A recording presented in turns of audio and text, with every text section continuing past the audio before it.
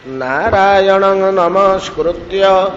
नरं चैव नरोत्तमं देवीं सरस्वतीं व्यासं ततो जयमुदीरयेत्। मूकं करोति वाचालं पंगुं लंघयते गिरिं यत्कृपातमहं वन्दे परमानन्दमाधवं। यत्कृपातमहं वन्दे परमानन्दमाधवम्।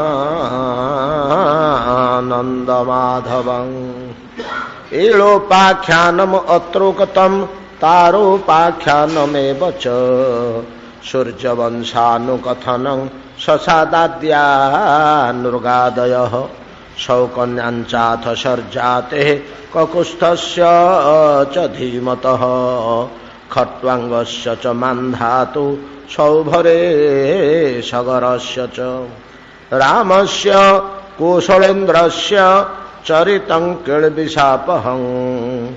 निमेरंग परित्यागो जनकानां च संभवः। श्रील श्रीपाद सुत गोस्वामी कहउछन्ति सनकादि मुनिगण श्रवण करंतु। प्रभु श्रीरामकर पाप विनाशकारी चरित भुवन मंगलमय रामचरित राम कथा रस भागवत कथा रस भितरे समस्त प्रिय लगिला भलिया राम कथा रस भारत वर्षर सब स्थान रे सब क्षेत्र रे सब संप्रदाय सब जाति वर्ण निर्विशेष रे जे समस्त प्रिय प्रभु श्री राम समस्त प्रिय सर्वान हृदयान रमयति समस्त हृदय को आनंद प्रदान कला भलिया लीला चरित ओ स्वरूप मध्य जहांकर स्वरूप समस्त प्रिय से रमणीय रामचंद्र धर्मर प्रभाव रे अरण्य गमन कले आमे आलोचना करछे। अरे एटा कमिगला कहीं देख हठात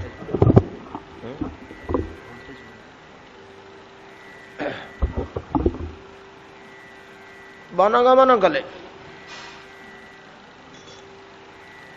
सांगरे कौशल लक्षण आउ सीता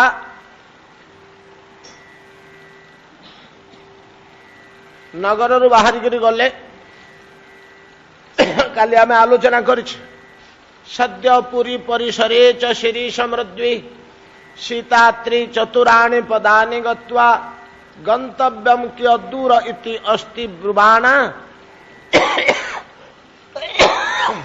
रामा शृण कृतवती प्रथमावतार। आरंभरू केते दूर आउ जीवाकू हब बोली कहले एई भलिया सुकुमार तनु बनर अयोग्य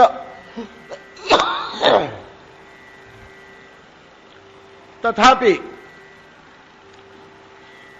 धर्म पालन उद्देश्य रे पतिंग निकट रे रहिबा निमंते अरण्य गमन को श्रेय मन कले सीता। प्रथम दिवस तमसातिर बासु दूसरी गोमती तीर निवासु जाई जतबले पहुंचले अवश्य यात्राटा भरत पे राम पे नुह राम रही गोमती कूल गोटे रात्रि करते गंगा कूल जा पहुंचले गंगा पार हले गंगा पार होला बेले सुंदर भाव में पूजा अर्चना करछन्ति गंगांगर देवी जानकी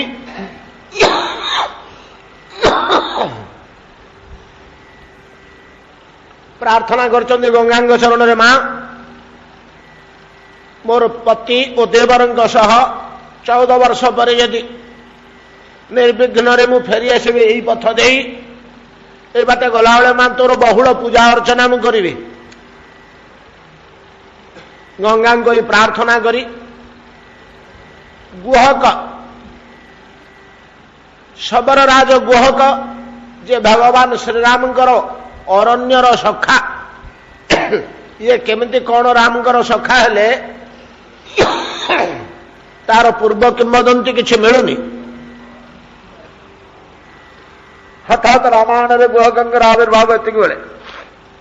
एवं संबंध मुनि ऋषि मैंने कहीदेले बाल सखा बाल्य सखा केमिति सखा हेले कोठी सखा हेले कहीं सखा हेले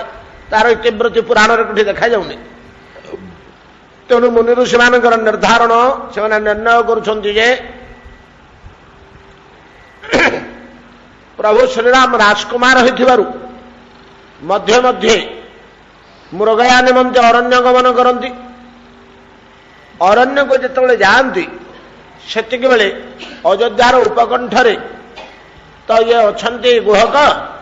तांको राज्य बेसी दूर नुहे निकटवर्ती से राम को सहित अरण्य देखा हुए सहजरे राम मधुर चरित नम्र विनयी मृदुभाषी सहनशील क्षमामय ये समस्त गुण तो भरपूर मर्यादा पुरुषोत्तम आउ सहजरे रमणीय राममूर्ति देखी मुग्ध हो जाइछन्ति भक्ति मान गुहक एतद व्यतीत महात्मा महापुरुष मानक पाखरु गुहकंग संबंध रे गोटे रहस्यमय उक्ति किंवदंती शुणा मिले पुराण भितर अवश्य कोटी थिब सब पुराण तो आमर दृष्टिपथ को आसीपारे सब बहुत रही जाइए लुक्कायित घटना कौन तो त्रेता युगर आरंभ समय से काल रे लोक मानकर परमायु केते थिला 10,000 वर्ष दशरथ प्रभृति समय रे ये परमायु आउ लंबा थिला आउ दीर्घ थिला 1,00,000 ରୁ 10,000 को आसब ना कौन सत्य जुग थिला 1,00,000 चटकर तो कमी जीवनी सेटा ग्राजुअली कमी आसब सत्यर द्वितीयार्धरे टिके कमी आसब कमी कमी कमी कमी तृतीय आरंभ होला बेलू 20-30,000 वर्ष आयुष एणे प्रभु श्रीराम दशरथंकर परिणत बयस जन्म होइचंती बहु बयस हो जाइथिला दशरथ को सुदीर्घ काल संतानहीन अवस्था थिले राजा दशरथ एटा दशरथंकर युवक समय कथा युवक माने विवाह कालर पूर्ववर्ती कथा कैशोर शेष युवक आगम इ प्रकार यौवन आगम इ प्रकार भीतर कथा सिंहासन में बसता अज दशरथ को अभिषेक करदे अरण्य गमन कर नुआ नुआ राजा होती दशरथ ओ आद्य यौवन भरपूर शक्ति तेज उत्साह उद्दीपना उल्लास मनरे अच्छी सहजे समर्थ सूर्यवंशी राज्य शासन पे परंपरा क्रमे तो राज्य रे बेश श्रृंखला रही कौन प्रकार विद्रोह अनाचार अनावृष्टि शस्य हानि ये सब किसी नथिला सूर्यवंश रे सुखरे कालातिपात करथले प्रजा माने तेणु चिंता नथिला दशरथ मृगया करने जाती मझे मझे आपण मैंने जानते विस्तृत भाव में वर्णना करने दरकार नहीं एकदा धनुर्वेद अभ्यास करुता मैंने मृगया भी करुता मृगया मध्यम धनुर्वेद अभ्यास करुता गुरु मुखर धनुर्वेद पढ़ला बेले शुणी दशरथ जे यही प्रकार शब्दभेदी बाण प्रयोग करा जाए शब्द को लक्ष्य करी किसी दृश्य देखा जाऊनी ध्वनिटे साउंडटे शुभिला शब्दटे शुभिला शब्द को लक्ष्य कर बाण प्रयोग करवा कौशल अभ्यास करुता अरण्य भितर निघंच तरुलता कुंज मध्य लुचिकी बसि कौन सी दूर रे कौन सी जंतुर तो रब स्वन शब्द गर्जन शुभागले ध्वनि के लक्ष्य करी शब्द प्रयोग करिए एतिकी बेले एक हस्थिर जलपान कालीन शब्द शुभागला नदी तीर बस तो किसी दूर नदी की तो सब जीवजंतु आसवे पानी पीवाई ये तो सब अरण्य को आस जिते जीव थे तेणु जल घाटे ही मृगया करने अपेक्षा करते ना आउ कौन नदी ठार खंडे बाटर बस तो हाथीर शुंडरे प्रचुर वायु थाए से पानी भितर मुह बुड़े छाड़े शुंड भितरटा खाली हेले शून्य हेले जल शोषण करे तेणु बुड़ू बुड़ू शब्द हुए पानी भितर पवन छाड़े जो शब्द हवा कथा ये शब्द होला दशरथंकर तो मानसिकता रही जलपान करने को पशु मैंने आसवे तेणु चटकर से भावी नेले एटा कि जंतु हो पारे एडे जोर रे घड़ घड़ करुच्ची शब्द एटा हस्ती ही थी अन्य जंतु होते तो एमती शब्द करतानी अभ्यास अनुसार बाण प्रयोग करदे आउ बाणटा ठीक बाजीगला बाणटा जो बाजीगला से गोटे चित्कार शुभ आसला हा दैव आर्त चित्कार मुमूर्षु गोटे मनुष्यर ध्वनि व्यस्त हो पड़े दशरथ कौन केड़े कथा होला बाणटा कौटी बाजिला कौन मनुष्यर हाथ चित्कार शुभा जाऊँगी दौड़िले देखिले जड़े ऋषि कुमार बाणबिद्ध हो पड़ी व्यतिव्यस्त हो पड़े क्षमा प्रार्थना कले केते प्रकार केड़े कथा कली ऋषि कुमार कहले महाराज ये दैव का हाथ अच्छे आप या व्यस्त हूँ नहीं या व्यस्त होकर किसी लाभ नहीं मोर यह नियत आपणकर दुर्भाग्य मोर अंध पितामाता अरण्य भितर जलपान निमंते तृषार्थ अवस्था अपेक्षा कर जल नवाई आसती नदी कूल को आप शीघ्र टे पानी दिंतु पानी टे नहीं दिंतु एक नहीं जातु नहीं जल देवे पानी टे देवे से पींतु बड़ तुषार्थ अवस्था से अच्छा कौन करेंगे आदेश पालन करने छड़ाऊ राजपुत्र कि करार दशरथंकर जमती जल घट नहीं जाऊँ पानी बुड़ाइवापे ऋषि कुमार कहले महाराज ये बाणटा बाहर करतु भिड़िकी मो देहरु यहीटा न बाहर प्राणवायु जीवक बाटे प्राण छाड़ूनी बड़ जंत्रणा हो कष्ट हो निज हाथ में से बाण को भिड़िकी बाहर कले दशरथ ऋषि कुमार प्राण त्याग कले ये दुस्सह दुख दृश्य सह्य कर कहला दशरथ जल नहीं गले अंध पिता माता कहले अरे पुत्र एते व्यस्त होकर पठेलु तू एते डेरी कलु कि आम सह्य करूँ दु तीन थर पचारे दशरथ किसी कहीपना स्नेह वात्सल्य देखिरी तो स्पष्ट भाव में कहले माँ मु तुम पुत्र नुहे माँ तुम्हें किए से ना मु दशरथ राजा तुम्हें कौटू आसल कौन घटना मो पुत्र कहीं जल पे मुझे पठे थी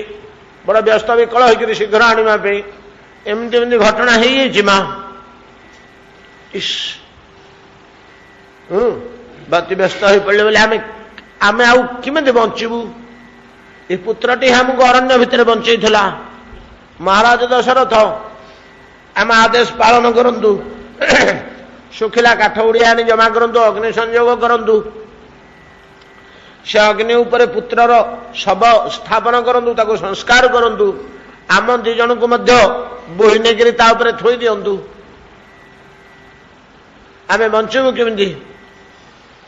निरुपाय दशरथ समस्त कार्य निर्वाह कले समस्त कार्य निर्वाह कले निर्वाह कले आ घर को आसिले दशरथ मनरे विचार कले मृत्यु समय ऋषि कहीदेकरी गले जे महाराज दशरथ भाग्य भल तुम व्यस्त हुओनी और ब्रह्महत्या हेनी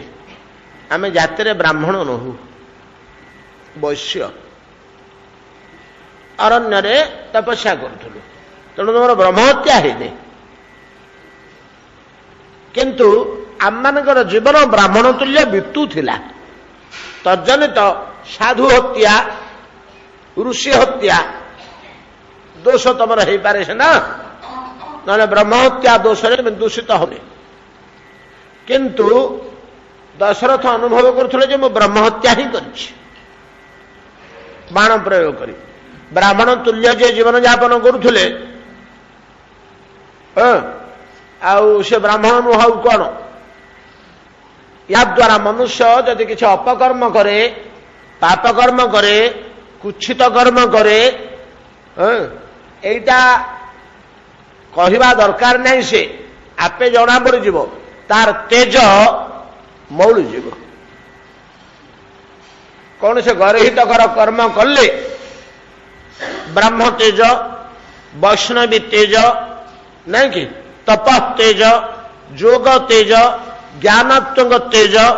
मंत्र जप तप इत्यादि तेज से गोटे अलग तेज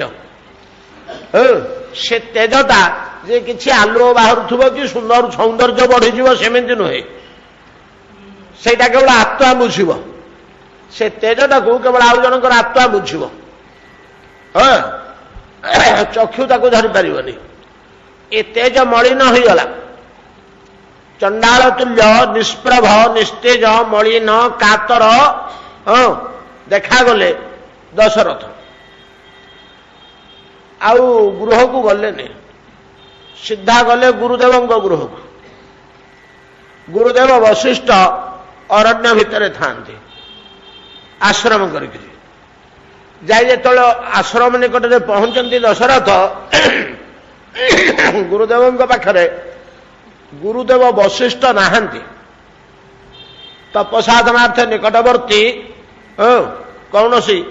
तपोभूमि की जाइछन्ति पुत्र वामदेव अच्छा गृह दशरथ जाकर जब पहुंचले तो वामदेव कहले महाराज दशरथ आपण सेठी रहंतु आश्रम परिसर भितर को प्रवेश करतु नहीं आपण किछि महत् पाप करछन्ति कि आपण निष्प्रभ मलिन देखा जाउछन्ति पाप कार्यर लक्षण मु आपण देहरे देखियो को पाउछि क्यों क्यों पाप कार्य कले मनुष्यर तेज नष्ट हुए मलिन देखा जाए आपण महाभारत रु पाइबे आरंभ जेतेबेले कृष्ण को हरई कला नष्ट करी अर्जुन फेरिले इठू महाभारत आरंभ ना अर्जुन फेरिले सेठी युधिष्ठिर कहउछन्ति अर्जुन अर्जुन तुम कहीं दुष्च तुम कोटी चोरी कल कि तुम तेज नष्ट होगला तुम मिछ कहल कि तुम ब्राह्मण बद्ध कल कि तुम क्या ठकीदेल कि तुम कौन से देवता लंघन कल कि एमती नाना प्रकार खूब लंबा गुड़े कथा कहते जहाँफल तुम तेज लोप हो कि पातक तुम कर डिटेल पाइबे क्यों क्यों पाप द्वारा किपर तेज नष्ट हुए मनुष्यर वामदेव से जापारे दशरथ सब कथा कहले जे तो गुरु घर तेणु आश्चर्य गुरुदेव को मु कौन करी कौन कले मु पाप मोर ख्याल न हब रामस्य कौशलेन्द्रस्य चरितं केलिविषापहम देखंतु इति प्रमाण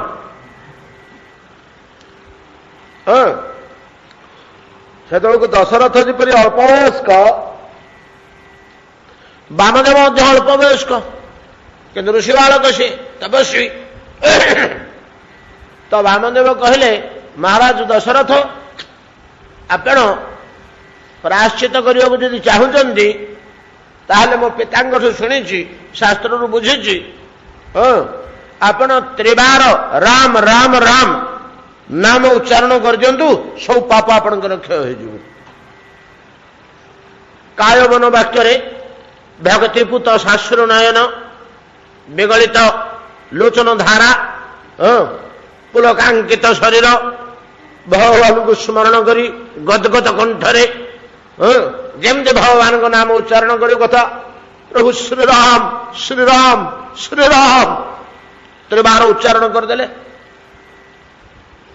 किए से दशरथ संगे संगे पातक नष्ट दिव्य तेजर विमंडित ही प्रसन्न प्रफुल्लचित दशरथ अनुभव कले जे मु वर्तमान भीतर विषाद नहीं मलिनता नहीं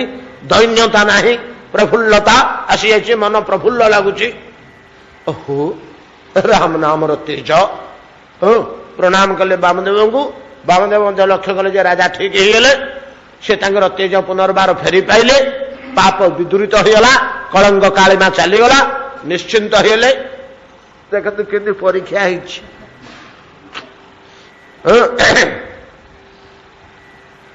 पलि आसिले विदाय नहीं पलि आसिले वामदेव मन में बड़ा खुशी अरे मु करदेली गोटे काम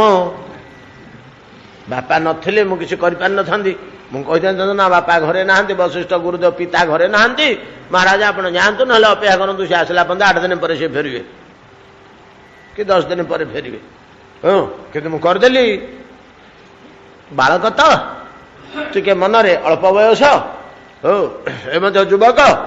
टिके स्वाभिमान रही मनरे जो कार्य संपूर्ण होगा प्रत्यक्ष राम नाम महिमा देखिले मनरे बड़ खुशी होगले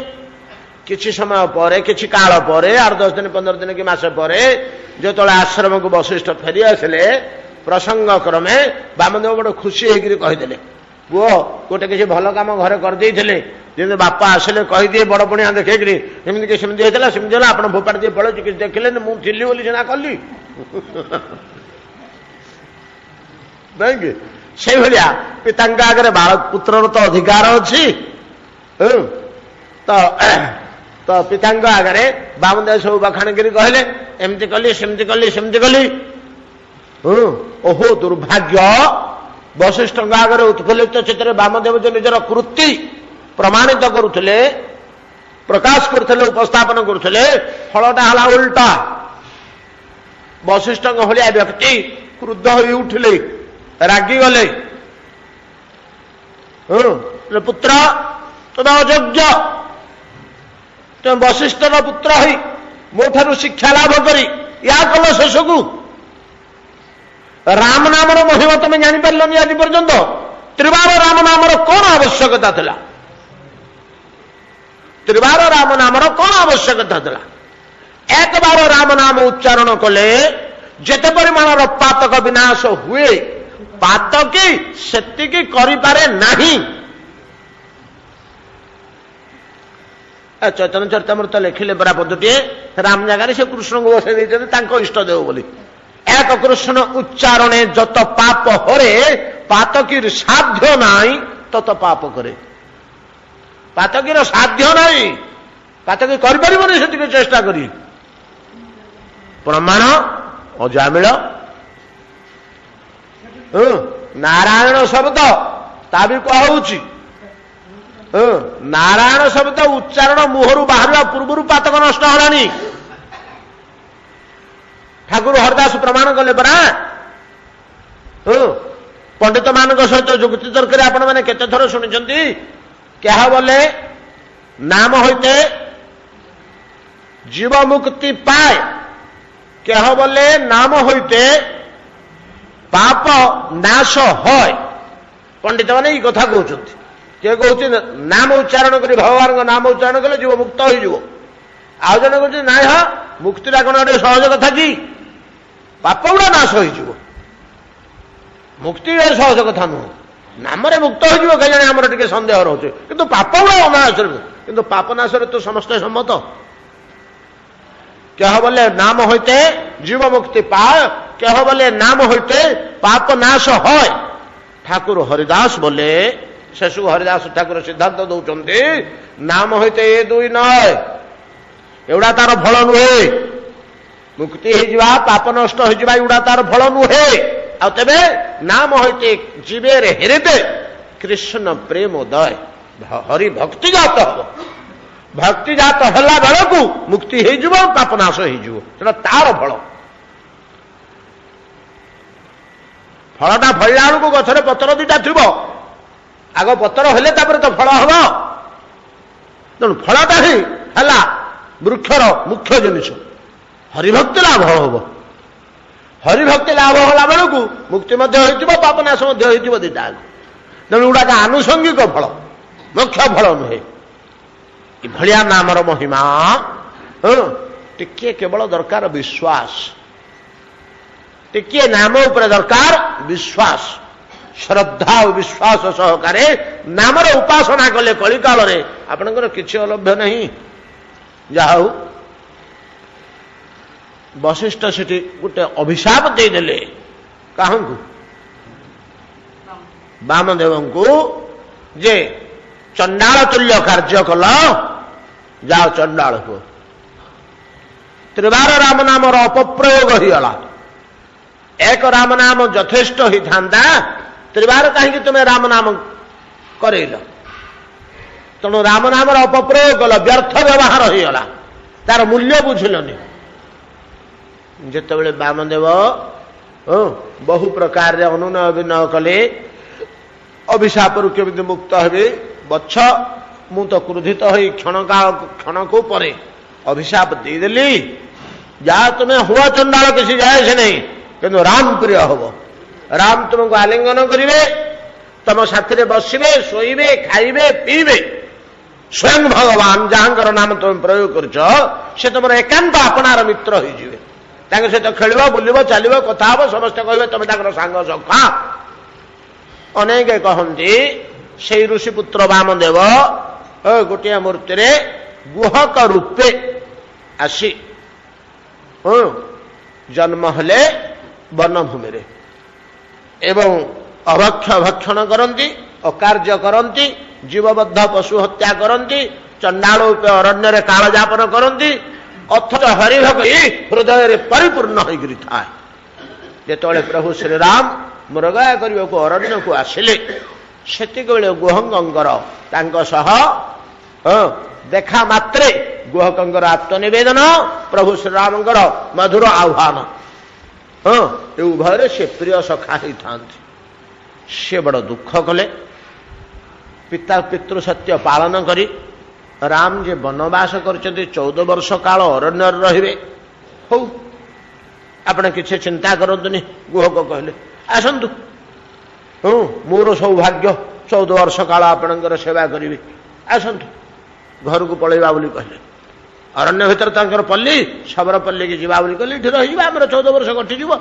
समस्ते आपणकर सेवारे लगिଯିवे असुविधा कौन अच्छे प्रभु श्रीराम मना कले बोले मित्र से उचित हेनी अरण्यवास कहले अरण्यवास न अरण्य भीतर जदि 5000 लोक सेवारे लगी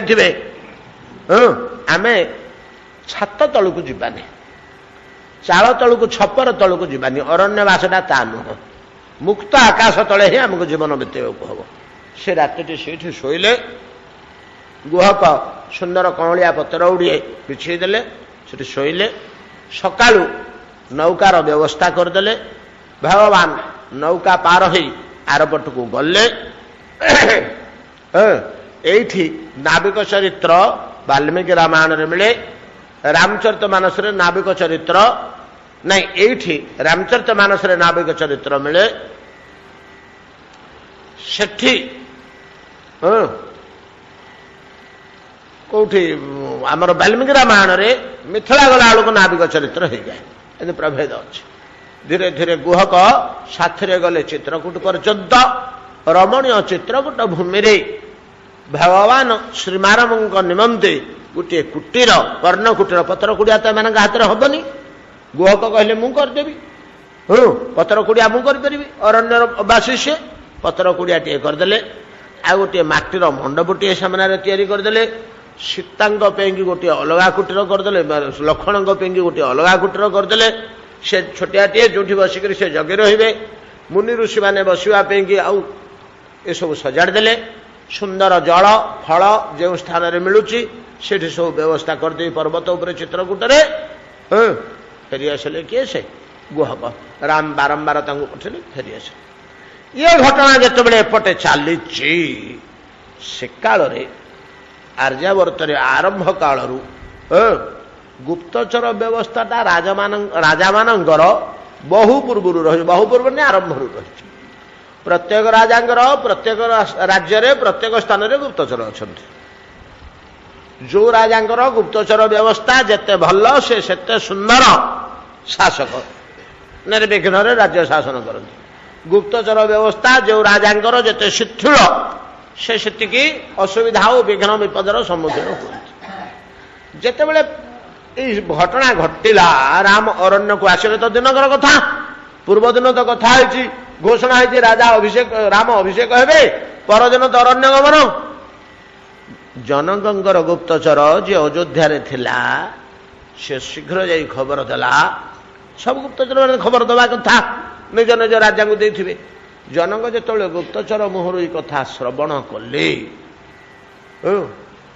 ହଠାତ୍ ତାଙ୍କ ମନରେ ପଶିଲା କ'ଣ ହେଲା, ଗୋଟେ ଭ୍ରାତୃ ବିବାଦ କାହିଁକି ପଶିଗଲା ରାଜ ପରିବାର ଭିତରେ। ହେଲେ ଆମର ବନ୍ଧୁ ଘରୁଟେ, ଆମର ଚାରିଟା ଝିଅ ସେ ଘରେ ଅଛନ୍ତି ନାଇଁ କି, ଭାଇମାନଙ୍କ ଭିତରେ କାହିଁ ସଂଘର୍ଷ ହେଇଗଲା, ଭ୍ରାତୃ ବିବାଦରୁ ଏ ପରିସ୍ଥିତି ସୃଷ୍ଟି ନା ଆଉ ଦି ଭାଇଙ୍କ ଭିତରେ କାହିଁ କଳହ ହେଲା, ଏଇଟା ଭଲ ଲକ୍ଷଣ ନୁହଁ। ଫେରେ ଆମର ଯୋଡ଼ିଏ ଜାମାତା ଅରଣ୍ୟଗାମୀ ହେଲେ ରାଜକୁମାର ଗୁଡାକ ରାଜ୍ୟରୁ ବିତାଡ଼ିତ ହେଲା ଭଳିଆ। ଅବଶ୍ୟ ମାରି ପିଟିକିରି ବିତାଡ଼ନ ନ କଲେ ମଧ୍ୟ ଧର୍ମ ବଳରେ ଜବରଦସ୍ତ ବିତାଡ଼ନ କରାଗଲା ନା, ଆଉ ନ୍ୟାୟ ବଳରେ ଆଉ ଧର୍ମ ଆଉ ନ୍ୟାୟରେ ବର ଦେଇଛ ତମେ ଯାହା ତମେ ମାଗିପାରିବ। ଏମିତି ଗୋଟେ ବିଭ୍ରାଟ କାହିଁ ପଶିଗଲା। ଆମର ତ ସମୁନ୍ଧି ଘରଟା, ଆମେ ସିଧାସଳଖ ସେଠି ହସ୍ତକ୍ଷେପ କରିବା ପ୍ରବେଶ କରିବା ଉଚିତ ହବନି। କୁ ଝିଅର ସପକ୍ଷ ନବା କାହାର ବିପକ୍ଷ ନବା ନାଇଁ କି। ଭରତ ଯେମିତି ଆମର ଜାମାତା, ରାମ ମଧ୍ୟ ଆମର ଜାମାତା। ବଡ଼ ଚିନ୍ତାରେ ପଡ଼ିଗଲେ ଜନକ, ହେଲେ ହଠାତ୍ କିଛି କରିବା ଉଚିତ ନାହିଁ। ଉପଯୁକ୍ତ ଗୁପ୍ତଚର ବୁଦ୍ଧିମାନ ତୀକ୍ଷ୍ଣ ମେଧା କୌଶଳୀ ଦୁଇ ଚାରି ଜଣ ପଠେଇଲେ। ହେଲେ ଯାଇକିରି ବାସ୍ତବ ଘଟଣା କ'ଣ, କାହିଁକି ପରିସ୍ଥିତି ସୃଷ୍ଟି ହେଲା, ଏ ଭିତରେ କ'ଣ ରହସ୍ୟ ଅଛି, ରାମ ଭରତ ଭିତରେ କାହିଁକି ଗଣ୍ଡଗୋଳ ହେଲା ରାଜ୍ୟ ପାଇଁ, ଭରତ କାହିଁକି କାର୍ଯ୍ୟ କରି ବସିଲା ଏବଂ ମା ମାନଙ୍କର କ'ଣ ଘଟଣା, କ'ଣ କାହିଁକି କହି କେମିତି ବର ମାଗିଲେ, ଇଏ ଘଟଣା ମତେ ସିଧାସଳଖ ଆସି ଶୁଣେଇବ। ତ ଉପଯୁକ୍ତ ଗୁପ୍ତଚର ଆସିଛନ୍ତି, ଅଯୋଧ୍ୟାରୁ ଖବର ସଂଗ୍ରହ କରି ସେମାନେ ଗୋପନରେ ସେ ତାଙ୍କର କାର୍ଯ୍ୟ ଚଲେଇଛନ୍ତି। ଏ ଭିତରେ ହେଇଛି କ'ଣ ନା, ମହାରାଜା ଦଶରଥ ରାମଙ୍କ ବିରହରେ ପ୍ରାଣତ୍ୟାଗ କଲେ। ଯେମିତି ଦଶରଥ ପ୍ରାଣତ୍ୟାଗ କଲେ, ଇଏ ଗୋଟେ ବଡ଼ ଧରଣର ଘଟଣା ପରିସ୍ଥିତି ସୃଷ୍ଟି ହେଇଗଲା। ରାମ ତ ବଣକୁ ଯାଇଥିଲେ, ବର୍ତ୍ତମାନ ରାଜା ଦଶରଥଙ୍କୁ ମଧ୍ୟ ସମସ୍ତେ ଭାରି ଭଲ ପାଉଥିଲେ ବୃଦ୍ଧ ହିସାବରେ, ଅତ୍ୟନ୍ତ ପ୍ରଜାରଞ୍ଜନ ସୁଶାସକ ଥିଲେ। ପ୍ରଜାମାନେ ସମସ୍ତେ ଭାଙ୍ଗି ପଡ଼ିଲେ। ଗୁରୁଦେବ ବଶିଷ୍ଠ ବଡ଼ ବିପଦରେ ପଡ଼ିଗଲେ। କି କଥା, ରାଜପରିବାର ବର୍ତ୍ତମାନ କିଏ ହେଲେ ଗୋଟେ ନାହିଁ, ଆଉ ମୁଁ ଗୁରୁ ହେଇକିରି ବସିଛି, ମୋ ହାତରେ ସବୁ, ମୁଁ ଯେମିତି କରିଲେ ହବ, ମୋ ଉପରେ ଆସିକିରି ଦାୟିତ୍ୱ ପଡ଼ିଗଲା। ଯୋଡ଼ିଏ ପିଲା ବନ୍ଧୁ ଘରେ ମାମୁଁ ଘରେ, ଯୋଡ଼ିଏ ପିଲା ଅରଣ୍ୟରେ, ରାଜା ଦେହତ୍ୟାଗ କଲେ। ବର୍ତ୍ତମାନ ସିଂହାସନ ଅରାଜକ, ରାଜ୍ୟ ଅରାଜକ, କିଏ ଦାୟିତ୍ୱ ନେବାକୁ ନାହିଁ। ସାଙ୍ଗେ ସାଙ୍ଗେ ଭରତ ଆଉ ଶତ୍ରୁଘ୍ନଙ୍କୁ ମାମୁଁ ଘରୁ ଡକେଇଲେ। ପ୍ରଥମେ ଅନ୍ତ୍ୟେଷ୍ଟି କାର୍ଯ୍ୟ ସାରିଦେଲେ। ଦଶରଥ ମହାରାଜାଙ୍କର ପ୍ରେତ କାର୍ଯ୍ୟ ଅନ୍ତ୍ୟେଷ୍ଟି କ୍ରିୟା ସାରିଦେଲେ ଭରତଙ୍କ ଦ୍ୱାରା। କରିସାରି ତ ରାଜ୍ୟର ଯେ ମୁଖ୍ୟ ଥିଲେ ପ୍ରଜାମାନେ,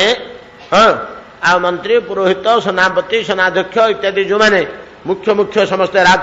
ପରିଚାର ବର୍ଗ ବିଶ୍ୱସ୍ତ ସମସ୍ତଙ୍କୁ ଡକେଇଲେ। ସୁମେନ୍ଦ୍ର ପ୍ରଭୃତି ପ୍ରଜାମାନଙ୍କ ଭିତରେ ଯେଉଁମାନେ ମୁଖ୍ୟ ସେମାନଙ୍କୁ ମଧ୍ୟ ଡକେଇଲେ। ଗୋଟେ ବଡ଼ ସଭା ବସିଲା। ସଭାରେ ଭରତଙ୍କୁ ବହୁତ ବୁଝେଇକିରି କହିଲେ। ପ୍ରଥମେ ବଶିଷ୍ଠ ସମସ୍ତଙ୍କୁ ବହୁତ ବୁଝେଇ କହିଲେ, ଦେଖ ଆମର ଗୋଟେ ବିପଦ ଆସିଛି, ଆମର ଗୋଟେ ବିଘ୍ନ ଆସିଛି, ଆମେ ଘୋର ପରିସ୍ଥିତିର ସମ୍ମୁଖୀନ ଅଛୁ। ए संकट समयटा आम समस्ते एक मन एक प्राण एकजुट होकर उत्तीर्ण हो हम ना आम ही सब क्षति हो आम भर विभ्राट विशृंखला पशिज शत्रु मैंने आम आक्रमण करदे इत्यादि बहुत प्रकार बुझे कहले बहुत इतिहास पुराण कथा कहले एथर दुख कर कि ना दशरथ तुम्हें कहीं दुख करना बोली बुझे कहले दशरथ बयस होता देवता मैंने झुरुंट प्रजा मैंने झुरुंट न्याय धर्म सत्य जीवन बीतला राम को भाया पुत्र पाइले शेष राम राम कहीकि प्राण त्याग कले कौटे क्षति होगा कहीं दुख कर तुम मैंने तो दुख कर लोक नुहे ता जीवन में कौन असुविधा है दुख कर सबू उच्च कोटर पदार्थ गुड़िक सी पाई राम भाया पुत्र पाई सीता भाया बधू पाई जनक भाया बंधु पाई अयोध्या भाया राज्य पाई धर्म न्याय शासन यज्ञ दान कौथे से धुरीण नुहति तेणु से सूचनार योग्य नुहति चिंता किसी करवा दरकार नहीं आम वर्तमान कौन करवा समस्त हाथ जोड़ गुरुदेव आपण जहां कहबे आम अक्षर अक्षर पालन करूँ आम अधम अज्ञान आम कौन करूँ जो थे राज्य हित हम राज परिवार हित हम प्रजा मान हित हम समस्ते आम आपणकर वाक्य हो निश्चित भाव में ग्रहण करूँ आपण सुमंत्री सहित मंत्री परामर्श करी जहां आदेश दवा कथा दिंतु जो वशिष्ठ देखिले समस्त आस्था परिपूर्ण मात्रा अच्छी कहले भारत टे शुणुटी बापा आड़ को भरत आसी जोड़ हस्त छिड़ा हेले गुरुदेव को प्रणाम टे कर देख भरत आमर दशरथ जोड़े वर देते तो पिता गोटे वर तोर भाई राम पूरण कर कहवा बाकी नहीं ता कार्य से पूर्णांग कर गोटे वर थिला भरत सिंहासन रे अधिरूढ़ हब द्वितीय वर थिला राम 14 वर्ष बण को जीव ए दुटा हूँ पितांगर सत्य पिता सत्यव्रती करवा निमंते राम 14 वर्ष पे बण को चली जाइए कार्य से पूरण कर गोटे वर पूर्ण हो आउ गोटे वर है तू सिंहासन रे बसिले जाई पितांगर सत्य पूर्ण हो केमती जटिल जिनस गुरु वशिष्ठ भरत को कि भाया निर्देश दौरान ना पिता असत्य हे ना पिता असत्य हे भरत से गुड़िए कथा बड़ अलौकिक कथा जहां मानुषी चरित्र भितर देखा मिले ना बहुत बड़ कथा एपरी कथा कहते जे वशिष्ठ म्रियमाण हो जाती शेष ओह एटा कि पिलाटे आम घर जन्म हो कि भाव या भितर अच्छी कि त्याग अच्छी कि महानता अच्छी व्यतिव्यस्त हो पड़ते मुंड गोलमाल हो वशिष्ठ शेष को कहते वशिष्ठ भरत तू एमती व्यतिव्यस्त होना तो दुख करना शुणु तो ऊपर कहीं असंतुष्ट नुहति रे ये पचारे गोटी गोटी करी समस्ते करताली दे वशिष्ठ कथा को स्वीकार कले समस्ते कहले भरत तुम्हें आम प्राण राम को हरईचु आम तुमको चाहिए जीवन धरीचु तुम्हें सेमती कथा कहना भरत राम को तुल्य ही समस्त प्राण प्रिय आम राम को हरई देचु किंतु बंचीचु क्या बल तुम बल गोटे चक्षु जाइए आ गोटे चक्षु अच्छी से चक्षुटी आम चलुचु यही प्रकार प्रजा माने सैन्य सामंत राजकचारी मंत्री सेनाध्यक्ष प्रभृति समस्त समस्वर उत्तर वशिष्ठ कहले भरत तोर जहा इच्छा तू ता करे तोर जहा इच्छा तू ता करे तू जहा कहू आम समस्त सम्मत ते आम कि आदेश दे पार्नु तो आदेश देवार शक्ति आम कार ना तो भीतर जो महत्ता वर्तमान प्रमाणित होला प्रकाशित होला तू जहा कहबू ये प्रजा मैंने समस्ते आखि बुझी मानवे तोर कौन इच्छा कहलु कह खोलिकी समस्त आगे भरत हाथ जोड़देले प्रजा माने माँ माने सैनिक गण कर्मचारी गण मंत्री पढ़ुती मोर पितृतुल्य साक्षात आचार्य देव गुरुदेव उपविष्ट मु कौन कहबी समस्ते आपण मैंने आशीर्वाद करंतु मते मु काली अरण्य को जाई प्रभु को केंदे फेरे आनी पुणी अयोध्या को यही शक्ति मते प्रदान करंतु भरत से तले स्थान देदेले काहारी कल्पना एटा नथिला राम को पुणी फेरे आनी हबो एटा काहारी कल्पना रे नथिला जेतले प्रस्ताव भरत देदेले गोटे समस्त मन गोटे परम उत्साह आसीगला हाँ खूब भल कथा भरत खूब भल कथा खूब भल कथा तुम्हें पारिब आम किए पारिबुनि प्रभु को फेरे आने समर्थ हम आमर विश्वास हो तुम्हें पारे पार भरत कहते मोर से भरोसा अच्छी मुझे कहबी प्रभु नहीं चाह घर को पलैवा के प्रभु रहीपर चाह पड़ेगा बोली पड़ी आस मो साथी मु निष्कपट हृदय प्रभु को भल पाए राम को भल पाए स्नेह करे ये भरोसा मोर अच्छी कहीदे सेठी भरत कहीदे प्रजा मान भरोसा मोर अच्छी विश्वास अच्छी मुझे जोर जबरदस्ती कहबी नाई चलतु पलैवा घर को पितृ पितृ सत्य फत्य अरण्य सब छाड़ी पलि आसवे मो साथी आम भर ये बंधन अच्छी ये हार्दिकता अच्छी ये भातृत्व अच्छी निश्चय पलि आसवे प्रभु मत एति आपण मैंने आशीर्वाद करूँ मु सका जाऊँगी अनुमति दिंतु मु जाई प्रभु को फेरे आनबी सिंहासन प्रभु को बसईकरी आम भृत्य होकर समस्त सेवा करवा गोटे नुआ उत्साह तो सृष्टि होगा समस्त नुआ प्राण बसीगला समस्त भितर हो हो समस्ते उठे हाँ काली सका समस्त जी आम जीवु आउ किए से रही किए क्या कहनी तू घरे रह बोली सेमती गोटे अवस्था आसीला भरत कहले जे विश्वस्त सैनिक डाकिले 10-50 जन को 5,000 3,000 को डाकिले कि 2-4 जन सैनिक डाकिले बोले देख ये समस्ते मातिले को अयोध्या छाड़ी ये समस्ते पलैबे इटी राज्य संपद जे रहिला एटा कार तमर ना मोर एटा प्रभु श्रीराम पिता चलीगला ये संपत्ति कार ये भंडार ये कोश ये अस्त्र शस्त्र ये धनरत्न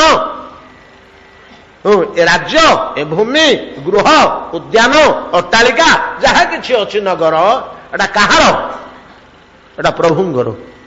प्रभुंगर वस्तु को रक्षा करिबा ना समस्ते पलैबा तम मान भितर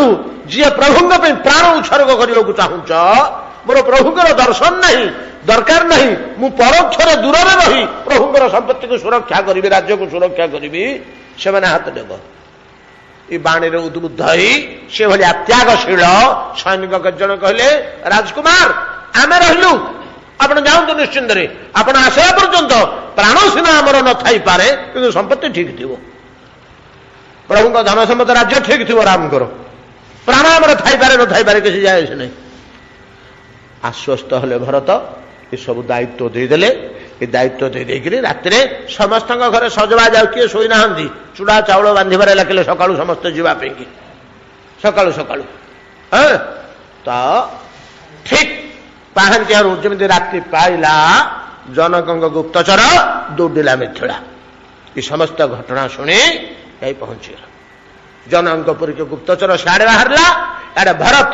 राज्यवासी समस्त को धरिक अरण्य को बाहरले राम को फेरे आने गुप्तचर माने सब खबर थरी सारे मिथिला गले जनक को दवाई 7 दिन लगी राम निकट में जाकर भरत पहुंचापी 7 दिन लगी बाटरे प्रयाग पड़ा आम जहाँ आजिकल इलाहाबाद बोली कहचे त्रिवेणी भरद्वाज ऋषि आश्रम सेठी अच्छी जो मैंने जाइए देखि बेणीमाधव अच्छा प्रयाग स्नान करी भरद्वाज को आशीर्वाद नहीं बेणीमाधव दर्शन कले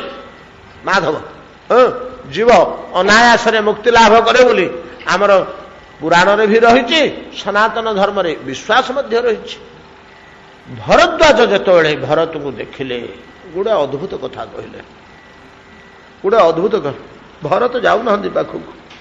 महामुनि से तो सबू जानी अंतर कथा मोर सबू तो अंतर कथा भीतर कथा जानी या पाई बोली प्रभु बणु बोले ये हूँ कारण ये लज्जार लज्जित होती किंतु उल्टा कहले भरद्वाज कहले भरत आस हय हो भरत राम भक्ति को केमिति सिद्धि करियो को हुआ आमे आज पर्यंत मुनि ऋषिड़ा जानी पारुनथुलु तुमठू शिखिलु भरत तुमठू शिखिलु प्रभु श्रीराम भक्ति रे जड़े सिद्धि लाभ करिवो किपरि कूटी तार कौशल रही जाइछि कूटी तार टेक्निक रही जाइछि कौन उपाय अवलंबन कले भक्तिटा सिद्धि जीव प्रभु को कृपा मिल जीव आमे छंदी बांधी होतुलु भजन साधन करथुलु सिना से कौशल आज पर्यंत जानि नथुलु से कौशल आज पर्यंत जानि पारि नथुलु जाहु आज आम माने तुमको पाई गोसाई जी बड़ सुंदर भाव में भाव टिके लिखिचंती ए जिनिस टिके लिखिचंती जे राम भगति रस सिद्धि हेतु भाय समय गणेश तो भरद्वाज कहते भारत तुम्हें कहा भारत अपमान अति हम कहा सब उपदेश आम मान उपदेश तुमर कार्यकलाप को लक्ष्य करी तुम्हें केमते राम को भल पाउच ताकू अनुसरण करी आमे राम भक्ति सिद्धि लाभ कर स्थान देते भरत त्रिवेणी की स्तुति करके स्तव कर भरत हे त्रिवेणी तीर्थराज आपण सब किसी प्रदान करने समर्थ मोर गतिमति दरकार नहीं मोर भोगविलास दरकार नहीं मोर जन्म जन्म धरी प्रभु श्रीराम चरण रे केमतिका रहू मती विदाय नहीं सेठू भरद्वाज पाखु धीरे धीरे धीरे धीरे जाई मंदाकिनी कूल पहुंचले। ये भितर गंगा पार होला बेले गुहक सहित देखाही गुहक जो जानिले जे भरत प्राणप्रिय राम को फेरई आने को बण को जाऊँच से साथी लोकवाक धरी सामिल हो गले गुहक साथी जाली मु तो जाकि कुटीर कर चित्रकूट आसी मु रास्ता जानी आसतु मो साथी रास्ता कढ़े नौ गुहक ये समस्ते गले चित्रकूट पर्वतर मध्य देश प्रभु श्रीराम विश्राम स्थली पर्वतर पाद देश मंदाकिनी बही जाऊँगी से गुहक देखईदेले भरत को यही पर्वत प्रभु अच्छा ये पर्वत जो श्रृंग खा जाऊँगी तार अपर पार्श्व बड़ मनोहर स्थली कुसुम किशलय पल्लवित मधुर भूमि मनोहर भूमि से प्रभुंर निवास स्थली सका एटा हूँ सप्तम दिन अयोध्या बाहर यहाँ सप्तम दिन सप्तम दिन समस्त ये तो समस्ते पलैंट माँ माने प्रजा माने आ किए अयोध्या गोटे ना सैनिक माने समस्ते से गंगा कूल मंदाकिनी कूल पर्वत तल समस्ते रात्रि विश्राम कले सका बाहरिक जावा कथा राति होगा से संध्या होगला ता परदिन सका गुहक सह भरत आउ शत्रुघ्न दुई भाई प्रथम जाई राम को देखा कले अन्य माने पर्वत चढ़ा पूर्व तलू को ओह्लई आसिले प्रभु श्रीराम ए समस्त विषय आसंता काली आलोचना करवा वर्तमान समय होगला आजर एतिक आज कथा विश्राम करंतु भरत चरित्रटा रामायण भितर गोटे अपूर्व जिनिस गोटे अपूर्व जिनिस किंतु आम तो डिटेल आलोचना करें टे छुई छुई पलैया कथा भजनिताई गौरु राधे श्याम